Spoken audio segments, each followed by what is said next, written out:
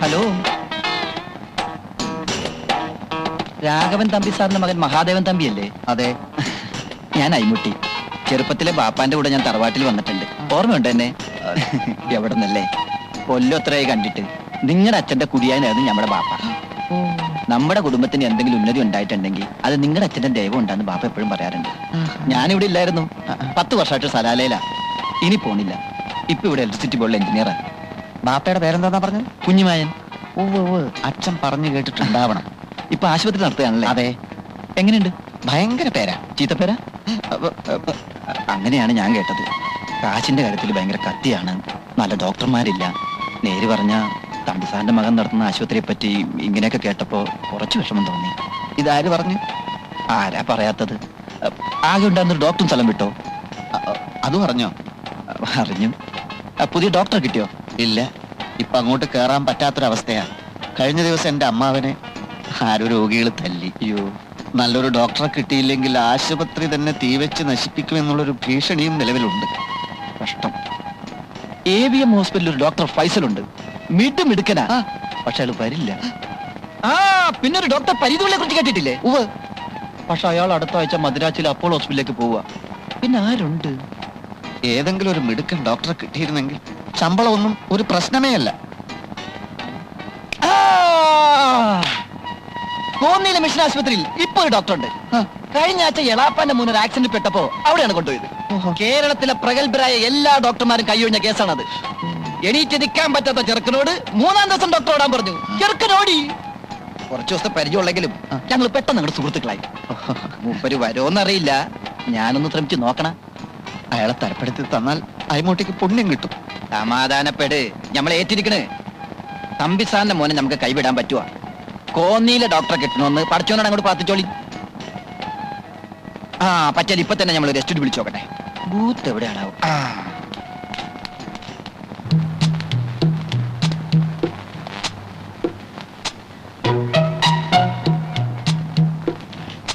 പത്ത് മണിക്ക് എത്തുമെന്ന് പറഞ്ഞിട്ട് ഇതിപ്പോ മണി 10:45.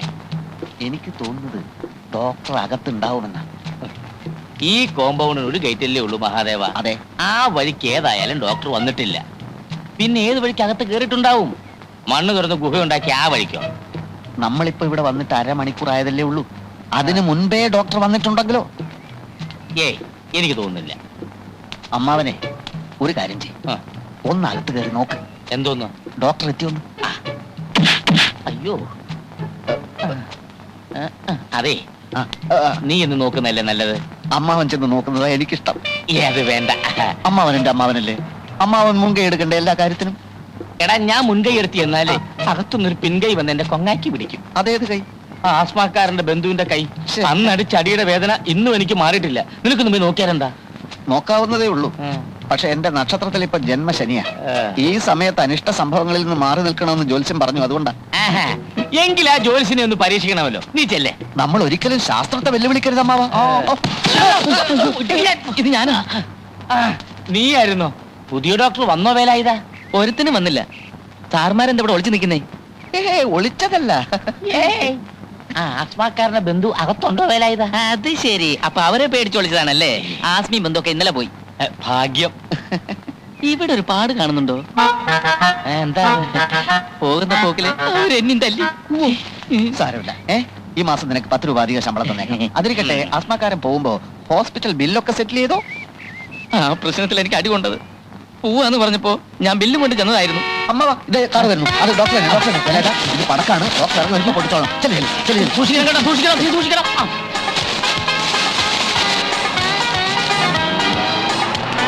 നമസ്കാരം, നമസ്കാരം, നമസ്കാരം.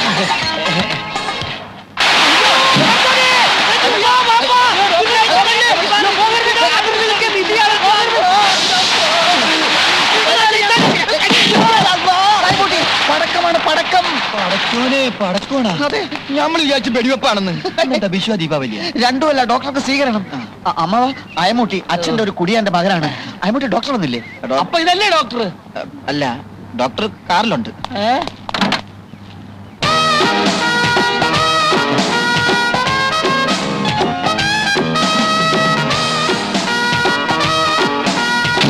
ഇതെന്താ, ആശുപത്രിയോ പൂരപ്പറമ്പോ?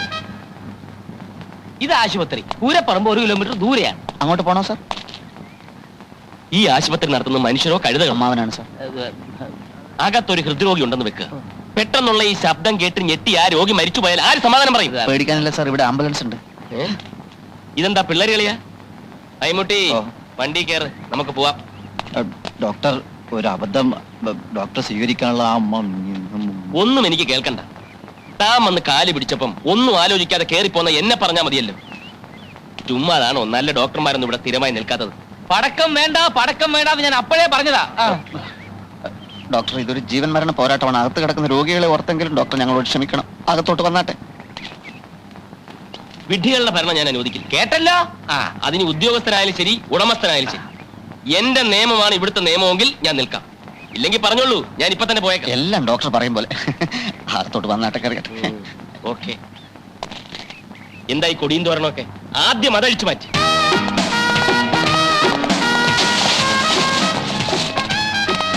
അതേ, ക്ഷമിക്കണം, പെട്ടെന്നുള്ള വെപ്രാളത്തിൽ ആളറിയാതെ പറ്റിപ്പോയതാ. ഏയ്, അത് കുഴപ്പമൊന്നുമില്ല. അമ്മാവനത് പുത്തിരിയൊന്നുമല്ല.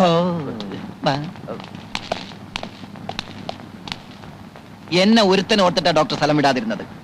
ഇനിയെങ്കിലും അയാളെ കൊണ്ട് എന്നെ തെറി വിളിപ്പിക്കുന്ന സാഹചര്യം ഉണ്ടാക്കരുത്. Sorry Ammutty, sorry. അപ്പൊ ബാക്കിയുള്ള കാര്യമൊക്കെ എങ്ങനെയാ? താമസിക്കാൻ നല്ല 1-ാം തരം ക്വാർട്ടേഴ്സ് ഞാൻ റെഡിയാക്കിയിട്ടുണ്ട്. പിന്നെ കാറും ഡ്രൈവറും. പിന്നെ ശമ്പളം ശകലം കൂടിപ്പോയില്ലേ എന്ന്. അമ്മാവ, തീരുമാനിച്ച് കഴിഞ്ഞ ശമ്പളത്തെ പറ്റി ഇനി ചർച്ച വേണ്ട. ഡോക്ടറുടെ വീട് പണി നടക്കുക. 1 വർഷത്തെ ശമ്പളം അഡ്വാൻസ് ആയിട്ട് കൊടുത്താൽ ഈ സമയത്ത് അങ്ങേക്ക് അതൊരു ആശ്വാസമായിരിക്കും. അല്ല, അങ്ങനെയൊന്നും നിങ്ങൾക്ക് നല്ലതാ. 1 വർഷത്തേക്ക് ഡോക്ടർ അനങ്ങാതെ ഇവിടെ തന്നെ ഇരിക്കുമല്ലോ. 1 or 2 വർഷത്തെ ശമ്പളം വേണേൽ ഒരുമിച്ച് കൊടുക്കാലോ. മഹാദേവ, ഒന്നീ വന്നേ. അപ്പൊ നടന്നേ. എന്താ അമ്മാവ? ഇത്രയും വലിയ തുക അഡ്വാൻസ് കൊടുക്കുന്ന പരിപാടി വേണ്ട. അത് അമ്മൂട്ടിക്ക് ഞാൻ വാക്ക് കൊടുത്തതാ. എടാ, എന്ന് വെച്ചാൽ ഈ ഡോക്ടർക്ക് ഇവിടെ പേരെടുക്കാൻ പറ്റില്ലെന്ന് വെക്കുക. നമ്മള് പറഞ്ഞു വിടും. ചിലപ്പോൾ തന്നെ താൻ പോയെന്നും വരും. രണ്ടായാലും ഇത്രയും തുക നേരത്തെ അഡ്വാൻസ് കൊടുത്താൽ. അല്ലമ്മാവ, മനസ്സിലായി. നമ്മൾ അഡ്വാൻസ് കൊടുക്കില്ലെന്ന് പറയുന്നില്ല. തരാന്ന് പറഞ്ഞ് ദിവസങ്ങൾ തള്ളി നീക്കും. അപ്പൊ രണ്ടിലൊന്നും അറിയാമല്ലോ. ഏത്? അത് ശരിയാണ്. അപ്പൊ നടക്ക്, നമുക്ക് സംസാരിക്കാം. സിസ്റ്റർ, സിസ്റ്റർ സായാഹ്ന സവാരിക്ക് ഇറങ്ങിയതായിരിക്കും അല്ലേ? സോറി സാർ, കുഞ്ഞുണ്ണി ഇന്ന് വല്ലാത്ത ശീലക്കേടിലായിരുന്നു. അത് പുതിയ സംഭവം അല്ലല്ലോ. പുതിയ ഡോക്ടർ ചാർജ് എടുക്കുന്ന നിന്നെങ്കിലും കുറച്ച് നേരത്തെ വരണമെന്ന് ഞാൻ പറഞ്ഞിരുന്നല്ലേ. ഡോക്ടർ വന്നോ സാർ? ഡോക്ടർ വന്നിട്ടില്ല. അങ്ങോട്ട് അകത്തോട്ട് ചെന്നോ, കിട്ടുന്നത് വാങ്ങിച്ചോ. കഴിഞ്ഞ തവണത്തെ പോലെയുള്ള മണ്ണുണ്ണിയൊന്നും അല്ല, പുലിയാ, പുലി. അയ്യോ എന്റെ ഈശ്വര. ഇപ്പൊ എങ്ങനെയുണ്ട്? കുറവുണ്ട്. ഈ മെഡിസിൻ തന്നെ കണ്ടിന്യൂ ചെയ്താൽ മതി. Yes doctor.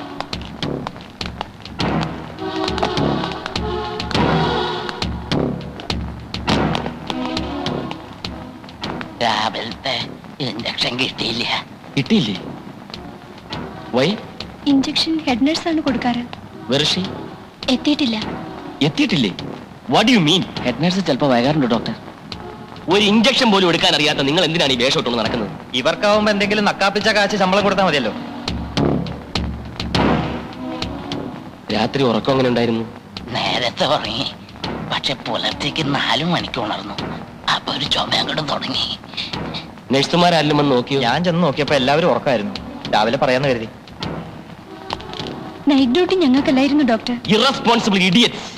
വന്ന് കിടന്ന് ഉറങ്ങുന്നതിനാണോ നൈറ്റ് ഡ്യൂട്ടി എന്ന് പറയുന്നത്? Good morning doctor.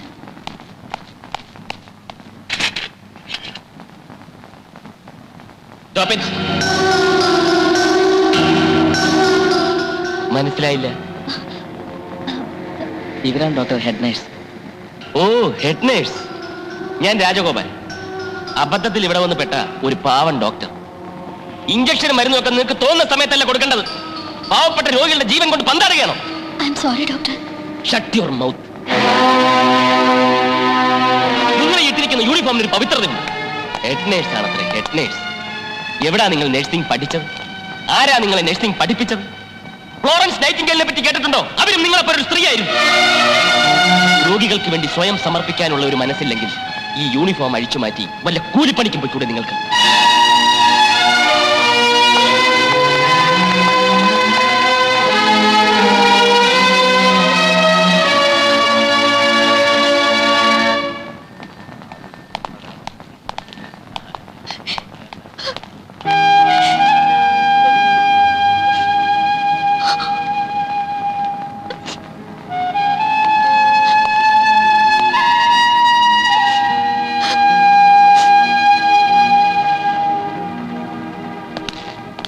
Attender Sir. ആ ഹെഡ് നേഴ്സിനോടൊന്ന് വരാൻ പറയും. ശരി സാർ.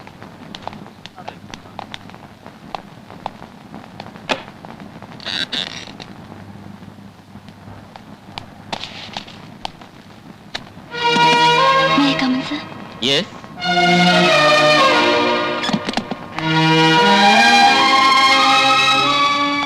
എന്തു പറ്റി? കണ്ണിൽ കരട് പോയോ? ഞാൻ മനഃപൂർവ്വം വൈകിയതല്ല ഡോക്ടർ. പക്ഷെ ഞാൻ മനഃപൂർവ്വം സിസ്റ്ററിനെ വഴക്ക് പറഞ്ഞതാണ്. സിസ്റ്റർ നേരത്തെ വന്നിരുന്നെങ്കിലും ഞാൻ വഴക്ക് പറയുമായിരുന്നു. അപ്പം മറ്റെന്തെങ്കിലും കാരണം ഉണ്ടാക്കുമെന്ന് മാത്രം. സിസ്റ്റർ, ഇതൊരു സ്വകാര്യ ആശുപത്രിയാണ്. ഒരു പുതിയ ഡോക്ടർ ഇവിടെ ചാർജ് എടുത്തിരിക്കുന്നു. അയാൾക്ക് രോഗികളുടെ വിശ്വാസം നേടിയെടുക്കണം. അതിനുള്ള സമയമോ വളരെ കുറച്ചു. രോഗികളോട് സൗമ്യമായി, സ്റ്റാഫിനോട് ക്രൂരമായി അങ്ങനെ പെരുമാറുന്ന ഡോക്ടറോട് രോഗികൾക്ക് വലിയ മതിപ്പാണ്. അതൊരു ചിന്ന മനഃശാസ്ത്രമാണ്. അല്ലാതെ സിസ്റ്റർ ഇച്ചിരി താമസിച്ചു പോയി എന്നുള്ളത് വലിയ കുറ്റമൊന്നുമല്ല. ഞാൻ പ്രായച്ചിത്തം ചെയ്യാം. എന്ത് ചെയ്യണം പറഞ്ഞോളൂ. പറഞ്ഞ വാക്കുകൾ തിരിച്ചെടുക്കാൻ പറ്റുമോ? ആ സംഭവമേ വിട്ടേക്ക്. ഡോക്ടർക്ക് അങ്ങനെ പറയാം.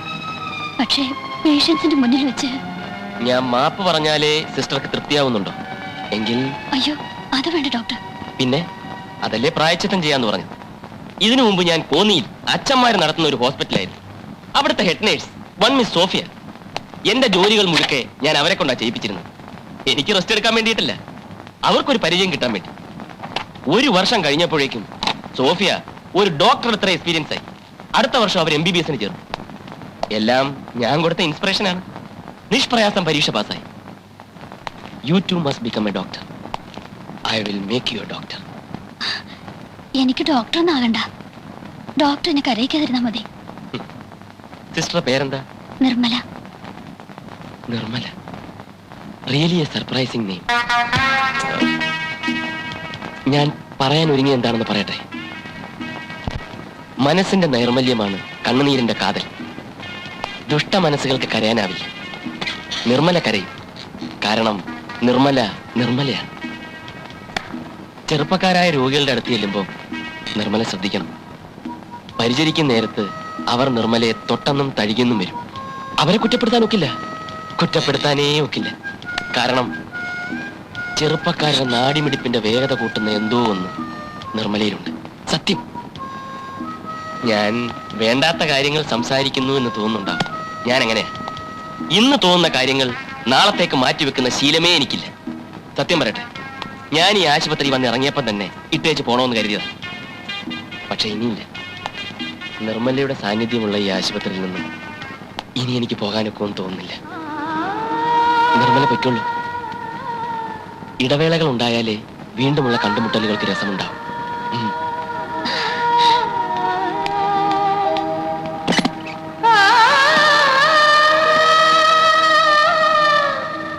ഡോക്ടർ നിർമ്മല. ഓർമ്മ വേണം.